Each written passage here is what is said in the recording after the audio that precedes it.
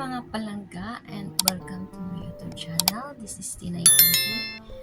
So, for today's video guys, naisipan ko lang gawa ng content ang day off ko ngayon. Bakit?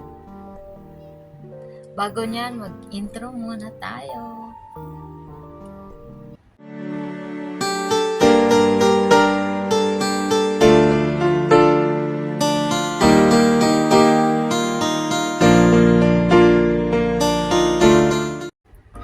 So, ayan guys, today is Sabado, day off natin. So, bakit nga ba nandito naman tayo sa kwartong ito?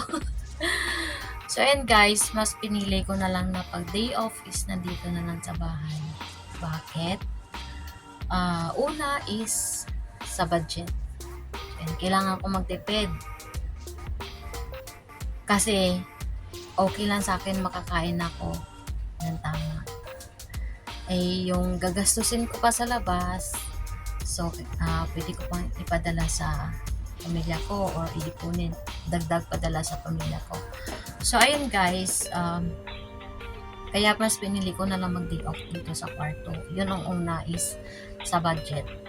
So ayan, pag lumabas ka kasi hindi maiiwasan na hindi ka makakagastos, lalo na pag may nakita kang gustong mong bilhin. So ayan, ako kasi guys, sa part ko, hindi ako maluho sa bagay. Sa mga bagay or mga bags, mga damit, yung gano'n. Hindi ako maluho sa ganyan. Ang magastos sa akin guys is pagkain. Yun. Maibidensya naman kasi. Magastos sa akin is pagkain. So ayan, mas mabuti na magstay na lang ako dito kasi pwede naman ako magluto. So ang ginagawa ko is nagluluto na lang ako lunch at saka dinner. So, isang lutuan na lang yan. So, mas nakakatipid ako. Kasi pag may isda ako, 20 HKD lang yan. And then, may rice akong 6 HKD. Isang kati na yon. So, tatlong kainan na yun. Pwede din tatlong kainan or dalawang kainan. So, yun guys. Tapos, yung pangalawa is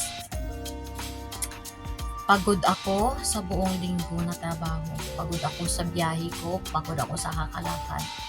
So, instead na igala ko sa labas, ilakad-lakad ko, mapapagod ako, pag uwi ko pagod ako. So, mas mabuti na dito na lang ako magpahinga.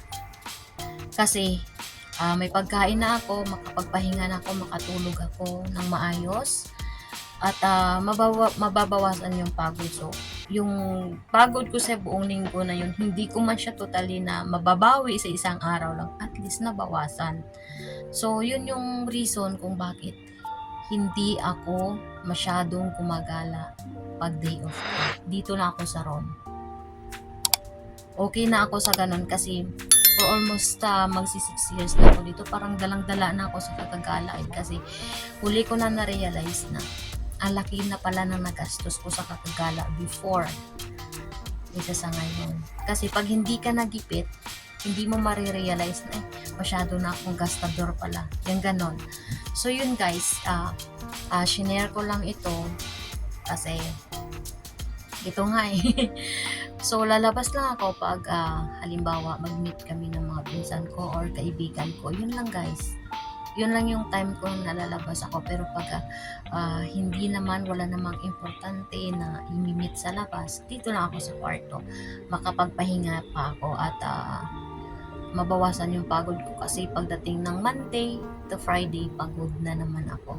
So, yan lang guys. Yun lang yung gusto kong i-share sa inyo kung bakit nagstay ako sa kwarto na ito pag day off ko. So, yun lang guys. Thank you so much for always supporting my YouTube channel. Again, this is Tinay TV. God bless everyone.